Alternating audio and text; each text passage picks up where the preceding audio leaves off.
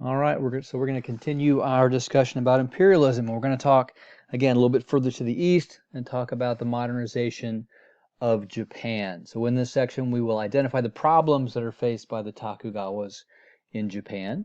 We'll look at how the United States, in this case, is responsible for Japan finally, after a long period of time, opening up to the outside world. We'll look at the causes and effects of the Meiji Restoration, and then we'll describe how Japan began to build its own empire. So get everyone on the same page.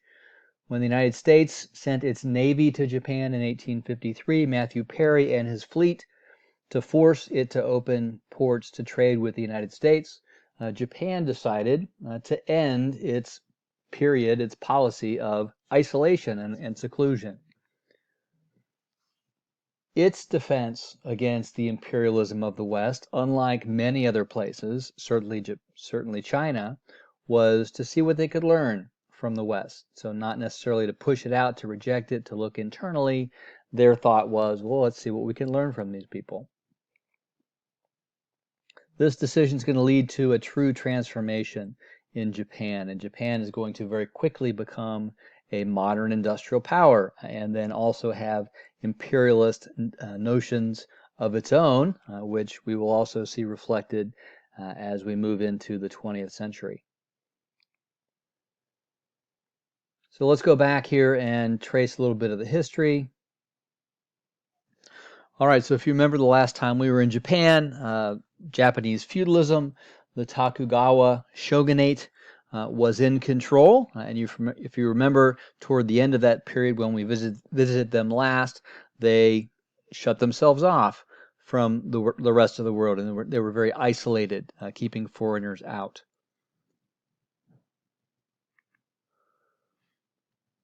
So the Tokugawas again were the shogunate, imposed centralized feudalism, and again think about those social levels of Japanese feudalism that we had talked about earlier in the year.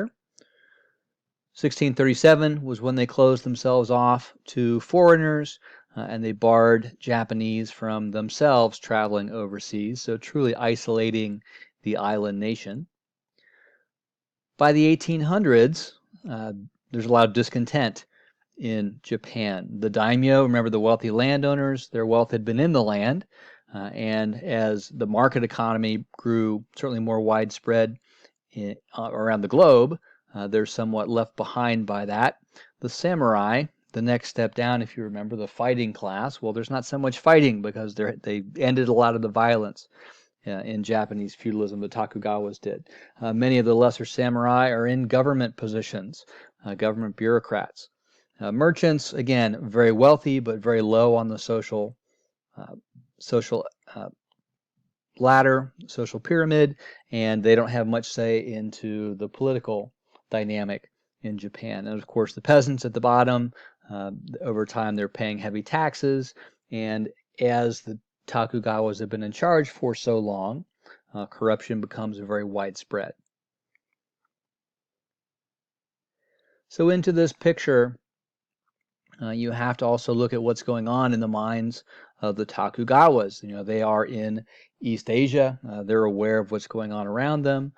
They're aware of what the British have been doing, selling opium into China. They're aware of the impact and the British victory in the Opium War, and they knew it would just be a matter of time until the West would make its way to Japan. Lo and behold, 1853, Matthew Perry, commanding the U.S. Navy, sails his fleet into Tokyo Bay with a letter that demands the Japanese open their ports to trade with the West, and this with the U.S. specifically. And this presents a dilemma for the Japanese because they hadn't traditionally done this. They'd closed themselves off. What's their response going to be? Well, the response is basically that they would open up their ports. They recognized the strength of, in this case, the United States Navy, and they opened up 3 ports for trade. They granted trading rights to the United States. Eventually, that includes Europe as well. And they also give the right to extraterritoriality. Remember, we talked about this with China. So for U.S. citizens in Japan, they would not be subject to Japanese laws. They would be subject to the laws of their own country. So again, in this case, Japan, in a sign of weakness, giving up some of its sovereignty uh, because of the greater power of the Western power. Again, Britain, France, and Russia demand similar rights, and they get similar rights as well. So this pressure from foreigners, from the West, if anything, exacerbated the unrest, the social and economic unrest that already existed within Japan. And finally, in 1867, uh, frustrated daimyo and samurai rise up and they overthrow the shogun, and they put in place, they restore the power of the emperor. Now, remember, in Japanese feudalism, the emperor was at the top, but he didn't have any political power. Well, with this revolt in 1867, they're restoring an emperor to power, and in this case, it's a 15-year-old emperor, Emperor Mutsuhito, and he takes the name of Meiji. The new emperor moves the capital from Kyoto to Edo, which then is renamed Tokyo. And his reign in power as the emperor brings in a period that we call the Meiji Restoration. So he's going to be in power from 1868 to 1912. So the end of the Tokugawa shogunate ends in 1867 with the restoration of the emperor, both politically and socially at the top of the pyramid, and the Meiji Restoration. The goal of the restoration could basically be summarized by the motto, a rich country and a strong military, and that's going to be a lot of what the focus is. So to reach this goal, leaders decide to, again, learn about the ways of the West, send their young men over to study. They travel overseas to learn about the economy, to learn about how the government functions and its structures, to learn about new technological advances, and certainly about Western culture as well.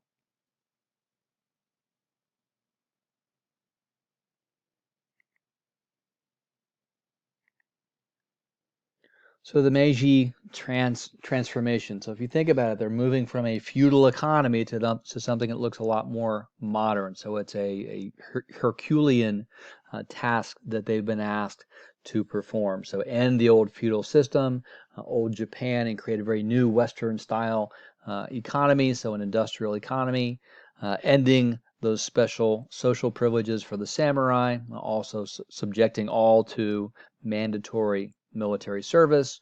They set up a Western-style bureaucracy, separate departments based on different areas of responsibility, finance, education, and the military. They put together a legislature called, in this case, the Diet. That's actually a term we've used before in Europe. But they do, in this case, give the emperor very autocratic powers. So the emperor has a lot of power to say and make things happen. And you think about it, making this kind of transformation, it probably took some autocratic power to make these significant changes. The transformation also made reforming the economy a priority. So the government would build factories and then sell those factories to wealthy families. So you have, for example, the Mitsubishis, you have the Kawasaki, again, names that we know today because back in the 1800s, those were the families that bought these factories, these businesses, and they became the industrial Rockefellers, so to speak, of Japan. And in Japan, these families were called zaibatsu.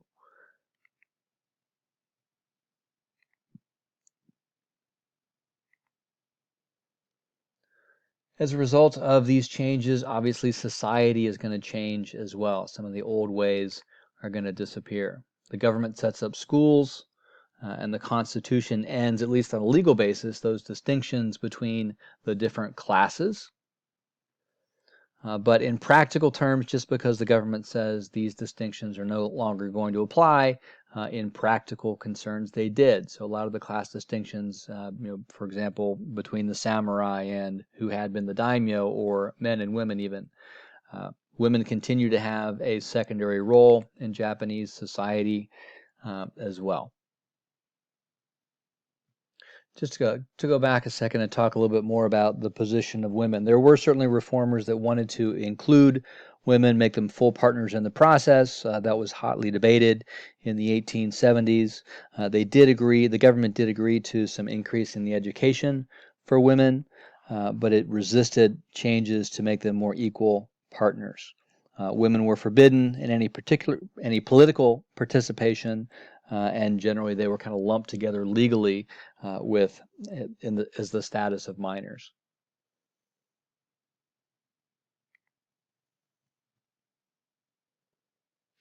All the changes as a part of the Meiji transformation were pretty effective, so it didn't take long.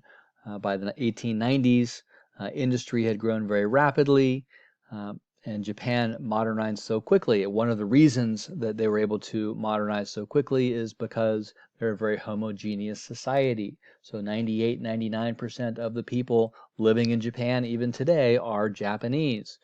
So with all that sameness, if you will, there's not the diversity that might slow things down or take development in a different direction. That homogeneous society allowed things to happen very quickly. And as you can see, the difference between 1883 and 1893 in trade, manufacturing, railway building, and banking, significant investments.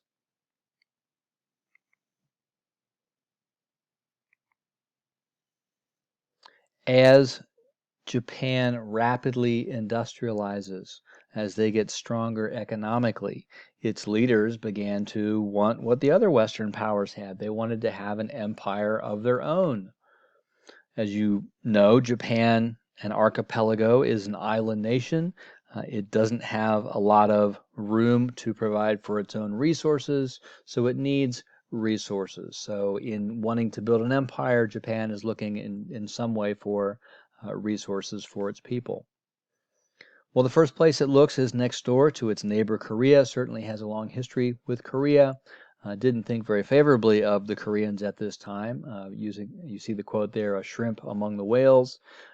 And Japan very quickly was strong enough as early as 1876 to force the Korean Peninsula to open up its ports to trade with Japan.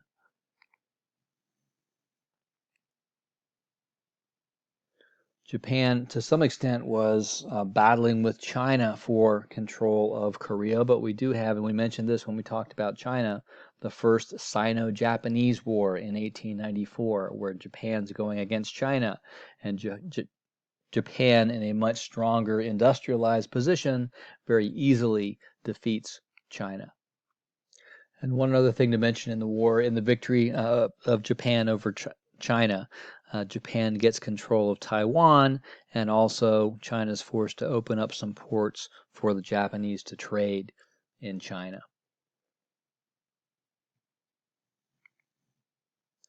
Next, Japan looks at its other regional rival, that being Russia, and it fights against Russia over territory in Manchuria, and comes out victorious against the Russians as well in 1905. Interesting side note on the Russo-Japanese War that ends in 1905. That peace treaty is negotiated by Teddy Roosevelt. So Japan makes Korea a protectorate, then annexes it and begins to modernize that territory. Now, in modernizing Korea, it's doing it for its own benefit. So it's going to repress, or it does repress significantly, Korean culture, the Korean language, and as a result, the Koreans aren't very happy about that, understandably.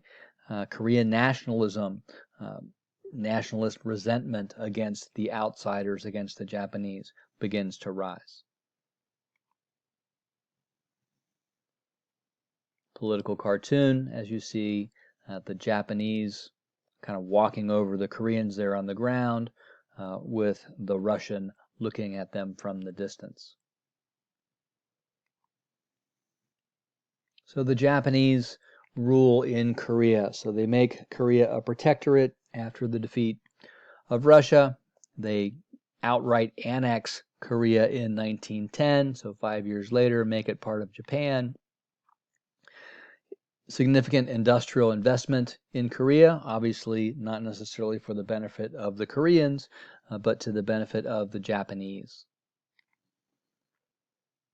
In 1919, so we're getting into the 20th century, nonviolent protest against the Japanese, so peaceful protest is crushed, and many Koreans are massacred. Again, in this case, in this time period, the Japanese are pretty brutal in how they control territory and how they control societies.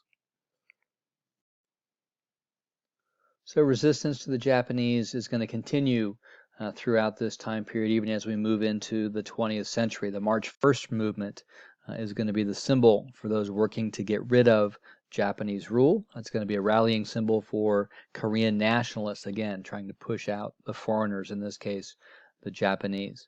Unfortunately for the Koreans, it's going to be a long time until they gain their independence, not until the end of World War II, and then as we'll see in the 1950s, even that's not going to eventually resolve anything, and we still have, to this day, a divided Korea between North Korea and South Korea. So difficult situation for the Koreans.